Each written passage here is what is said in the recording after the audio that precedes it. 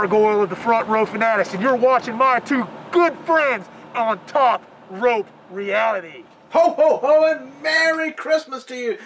This is Top Rope Reality, our big year-ender. I see you're saying. I got the reindeer from here. And what a great year it's been for Top Rope Reality. It's been a great year. Episode 149, folks. We'll begin the next year at 150. 150 in 2018, but we need to do our introductions because this is Red-Nosed. Say your name. Mike Hogan. Exactly. The Red-Nosed Mike Hogan. And this is Frosty. What? Be Santa, but, you know, it's hoping Santa Carter, you know. Okay, this is Ho Ho Ho Santa Justin Carter. I like Ho Ho Ho Carter. That'd be fun. And on this week, I'm not saying nothing about myself or anything. Okay. Like we do every big year ender, we're going to have our regular stuff. Plus, we're going to have some toppies here. We're going to give out some toppies, and we're going to have. You can actually see a little bit of it there, right there. You can see the rock on there. And we're going to give out or talk about our Hall of Fame. Who's going into the Top Rope Reality Hall of Fame? We changed up a little bit this year too. We'll tell you about that in part 4. I believe it's part 4. It's part 4. It is part 4. We got a little bit of news, and then we're going to get right into the Toppy Awards. Tiny bit of news. Looks like Daniel Bryan will be turning to the ring for the WWE. He has said that every test he's done, good to go. Yes. He is. They said it's better than it's ever been. His brain is back to more than normal. So, will WWE take the chance? I think they will. We shall see. I mean, it looks like it. The way they're doing this whole thing with him and Shane right now, looks like one of them's turning. Oh, yeah. So, with the thing with him and them two and Kevin Owens and Sami Zayn, because it doesn't look like Daniel Bryan's a fan of them, of Shane trying to put their job on the line. Right. Seemed like a fan. He said, we've done enough to him. Let's go ahead and finish up and move on. Move on, and Shane does not want to move on. And no, he Daniel does not like it. So, Santa Hat's going crazy up here. He does not. And we got a little Michael Eglin. Yes. Yes. News. He is.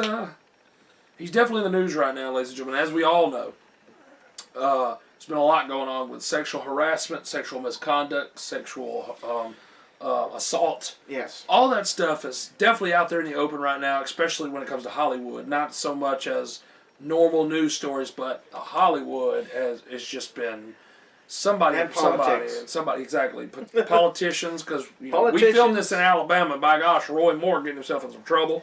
Kevin Spacey's in trouble. Harry Weinstein's in trouble, or Harvey Weinstein, however you say his name. Harvey Weinstein. Like every week it's somebody every day, pretty much every day. And before it really kind of started big time with Bill Cosby, I guess. But then here recently, it was Bill Cosby and nothing else. And all of a sudden, boom, boom, boom, boom, boom. Oh, Matt Lauer's another one. Yep. Lost his job. And then I also saw another one, Bryan Singer, which has done the X-Men movies and stuff. And supposedly he messed with somebody in 2003. Yeah. And so I know what you're saying. Oh, are we saying Michael Elgin has messed with somebody? We're not saying that right now. What we are telling you is that he is involved in a particular story that has to do with sexual assault or harassment or misconduct. One of those. Apparently, one of his trainees, one of the female trainees, has come out and said that another trainee, I guess a male trainee, apparently did something inappropriate. And they're saying that sounds like he tried to cover it up, or he didn't react to it fast enough. But he has since released the guy from his promotion, and since then has also sold his promotion. He has completely gotten himself off of social media because there's a lot of things that are being screenshotted that he said in the past that are coming up. And there's also a video where he's talking with a High Spots DVD, talking to Kevin Steen, who's now Kevin Owens, and he admittedly said that he apparently urinated on a female against her will. Oh. So all these things are stacking up against him, not looking good, and they're saying that in public he was defending the girl that came against one of his other trainees, but in private was trying to discredit her story. So none of these things are looking good. No, definitely not. And there's been a couple of promotions that have canceled his appearances at their promotions events. So, possibility that there's going to be a blacklist coming for him. Oh, yeah. And he may no longer be in the business. I mean, if they're doing what they're doing to the people in Hollywood, then that's what's going to end up happening to him. Most definitely. Because, I mean, Bill Cosby, of course, he's too old to really do anything anyway, but he's done. They're saying Kevin Spacey's done. Oh, yeah. Because Harvey Weinstein, they got rid of him. He's no longer in Hollywood. So by the end of it, there won't be anybody in Hollywood. It sounds like. I know. So it's going to be very interesting because I think they said that even Ben Affleck was trying to criticize things like Kevin Spacey and Harvey Weinstein, and someone tried to say that he said some stuff inappropriately. So. There's it's going crazy out there, but it finally has hit the wrestling community. Yeah, it's only a matter of time. We figured we might want to touch on that. Yes. And that was no pun intended, by the way. That did sound bad. I did not mean to make it sound that way. But hopefully it gets resolved and everyone has... I think, I want to say I saw something about Shelly Martinez. Shelly Martinez? Yeah, I think she's come out with something. Really? That something happened. I haven't she was almost raped. Oh wow! Overseas one. So I have not seen that one, but this whole Michael Elgin thing. Hopefully, it could be resolved, and whoever's in the wrong is outed, and they stay out of the way, and they don't do that anymore. I mean. Basically, what it needs to come down to is these people need justice. And, I mean, these people, maybe if it keeps coming out in the limelight, then people will say, hey, maybe I need to quit doing that. People are brave enough now to react. Yeah. So but we hope all the best for everyone involved in that situation. If you're guilty, you need to be punished. We don't have enough information on it to really know what all's going on, but we wanted to touch on that situation and explain what we've been told. But we are going to now go to our first set of topics. Oh, we're going to get our first set of toppies here. Let's get the toppy out here. That little guy. Yeah, it's still around. Same award. From every 3 years ago? 2014, I believe it was. Yes. But we're going to start with our first toppy, the Chant of the Year. Been doing this one a lot. That is the You Deserve It. You deserve it. You deserve it. Everybody doesn't deserve it, but everybody's getting the you deserve it. Asuka going to the main roster and getting rid of the belt. Ember Moon winning the belt. Yeah. There was people I think that chanted Roman Reigns when he won the Intercontinental title that he deserved it. I think so. I was like, didn't y'all just boo him? Yeah, 5 minutes ago? But do you know what that makes Roman Reigns now? Yes, I know what makes Roman Reigns. Before John Cena. John Cena lacks the Intercontinental title, and Roman did it before him. Yeah, because they love Roman. That's right. John Cena's on his way down. Yeah, we saw that Survivor Series, how down he was. But I could see him winning that before he's done. They did the same thing with Ric Flair. That was the only title Ric Flair didn't have was the Intercontinental. He won that before he was done. Yep. So I could see them doing that for Cena, but that is a monumental... Do you remember who he won it from? Who, Ric Flair? Mm-hmm. No, not him. Carita? Yes! Oh! The brain is still at work. Tell you what. I thought you would have lost on this last week, but... Well, I mean, I'm telling you, since last week, it's been rough, but, I got it. This holiday season's got me like crazy, but I remembered. You did remember. It was a very educated guess, by the way. But I knew around that time that they were doing some stuff. Anyway, they kind of teamed for a little bit there, too. Well, let's go to our next topic, the Rookie of the Year. Rookie of the Year goes to, oh my goodness gracious Indy alive. Cat, what are you doing here?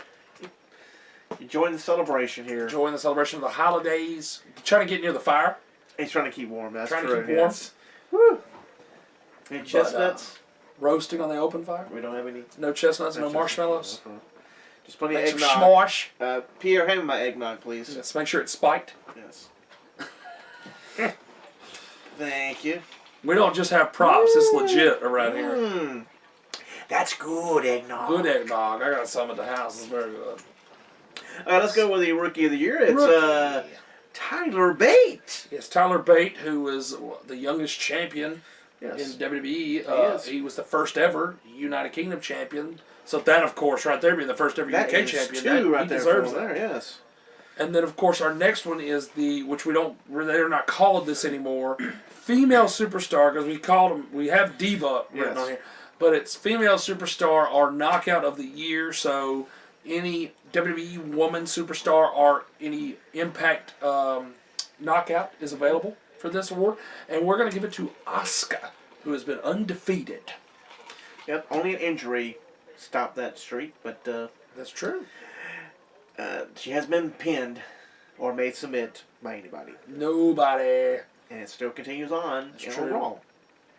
Oh, that's where the Breakout Superstar of the Year.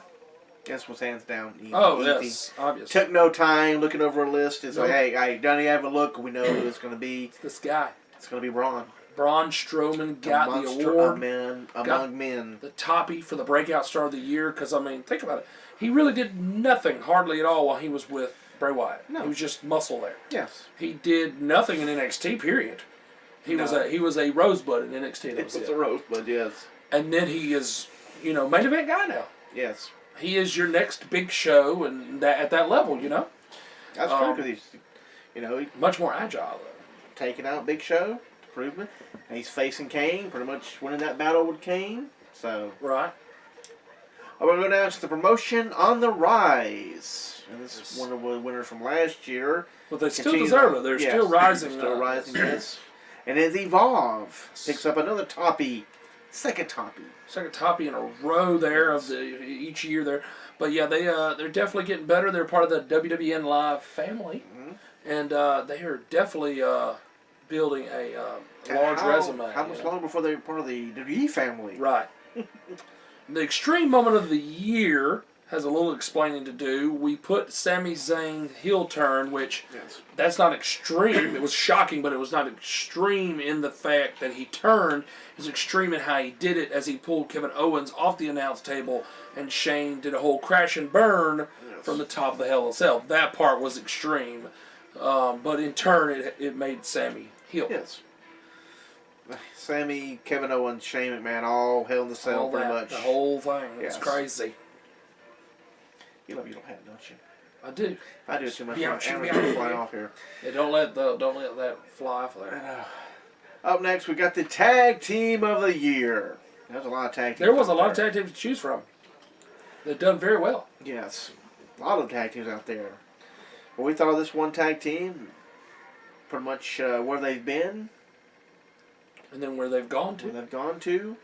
You're probably gonna like the pick, but hey, we think they are the tag team of the year. They're not gonna like the pick. I don't think they will. I think there's probably more out there that they think will be more deserving of the tag team of the year.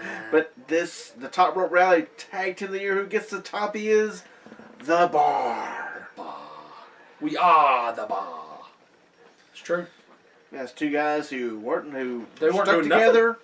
They weren't doing nothing as singles. They did their best of 7 series, and there was no resolution to it. And so Mick Foley, apparently, from what I actually heard from an interview with Cesaro, he said when we found out that they were teaming is when he found out.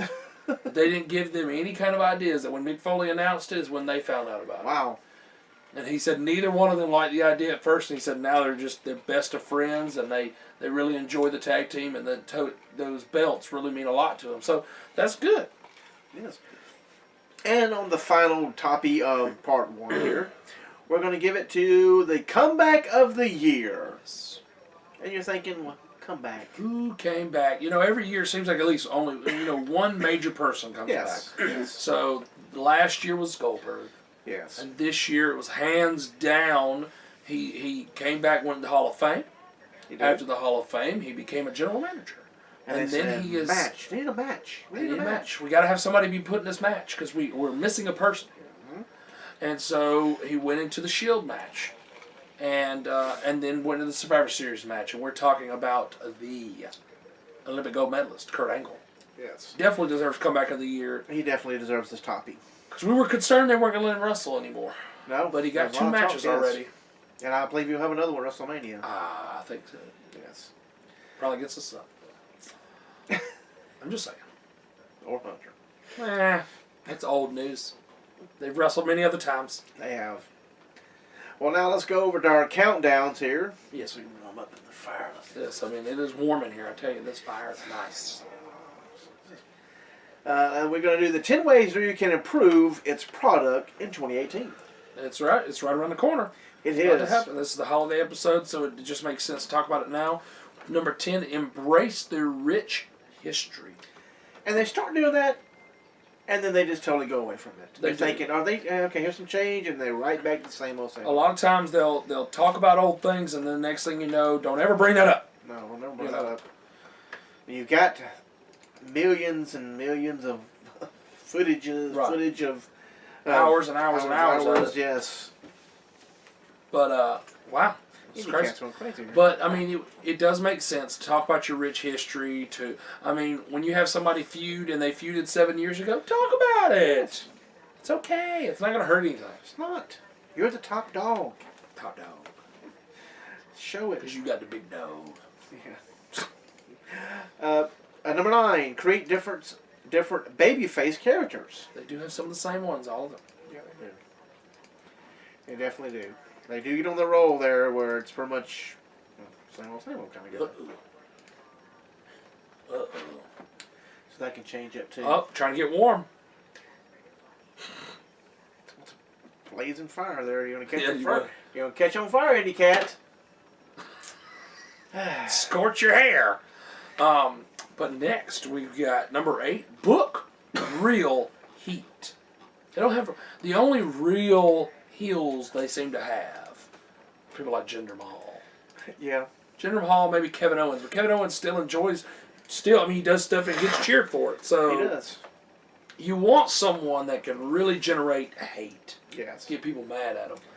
But wow, really? Don't know who that could be. But in 2017, they're scared of that because it's gonna get caught on fire. right. 2017, they're kind of scared of that because they don't want to get in trouble.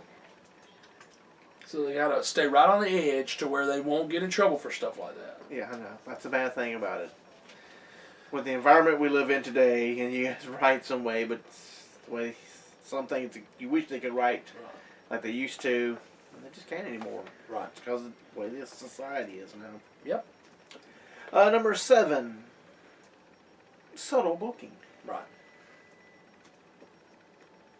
I like Subtle? Yeah. Have nothing for that? No, Okay. I like the idea. Oh, I was waiting for you. I thought you had something to I say. have nothing to add to it. You have I'm nothing so to add to sorry. it? That's okay. Well, because that also kind of goes with number 6, Which is? which is reduce the creative writing staff. Yes. I think let's go. I'm not saying let's go back to the 60s, 70s, 80s, but let's break it back down a little bit. Let's go more subtle with stuff. Let's, go back to a simpler time where, you only need, okay, I understand you got multiple shows, so you really only need maybe 3 people writing for Raw, 3 people writing for SmackDown, or you only need maybe 2 to 3 for NXT, stuff like that. And it'll simplify things a little bit more and let the wrestlers, kind of do their own verbiage and stuff like that. And I think that'll help number 7 and number 6 right there all rolled into one. Talking about the booking and stuff and reducing stuff, I was watching an old primetime wrestling, and they just had WrestleMania 4, which was the tournament where Savage became champion. Where Hogan, at the end, helped him win the title. Of course he did. And you're thinking 1 year from now, it's going to be them 2 fighting. There you go. And it was. And it was 1 year writing. 1 year that they had booked out already, which is, they don't do that anymore. The last time they really did that was John Cena and The Rock. Because they announced it a year in advance. They announced it a year in advance. But they wouldn't like, they announced the match, but I'm talking about with Savage, they were together. Right. And then Savage they laid different Easter eggs in there, Yes. and they let the stuff kind of build. It went from Very April subtle to February to when they broke up. Right. To April again or into March for the WrestleMania. Right. To where Hogan took the title. But yeah, that's true. We have number 5. And it kind of goes with number 5 too. Employ more WWF minds. Yes, like Jake. Kevin Sullivan. That was one of the first names I thought. He wasn't part of the WWF, but he has that old school mindset. When think about it, when they used to only have there was 3 to 4 people that booked stuff. You had Vince, J.J. Dillon, Bruce Pritchard, and Pat Patterson. That was it. Did the whole territory, the whole thing back then. You know, that old school mentality of, you know, really working on the audience, really playing with the audience's mind and stuff. People like Kevin Sullivan and people like Jake Roberts would work for that kind of thing. Oh yeah, most definitely. So I think all that kind of 7, 6, and 5 all kind of, you know, and even number 4 all kind of roll right into one, because number 4 is, I know it just flows right. They do. That's like somebody. Number 4 is eliminate heavily scripted promos. Let them kind of do their own thing. Yes. You know, let them have their own verbiage. Give them, okay, this is the point I want you to make. This one line is the point I want you to make. Yes. And work it out from there. You got this much time to make this point, make it. Right. And 3. Quit insulting fans' intelligence. Yes. Because they know. They know stuff goes on. It's the internet age. We know when things are happening. It's crazy how that works, but Yes. there's ways to find this stuff out. And it gets found out a lot of times. Very quickly. A lot of eyes out there, a lot of phones, a lot of cameras. Yep. You got a phone, you got a camera. So, yes. Yes, it can be harder and harder to get stuff by people.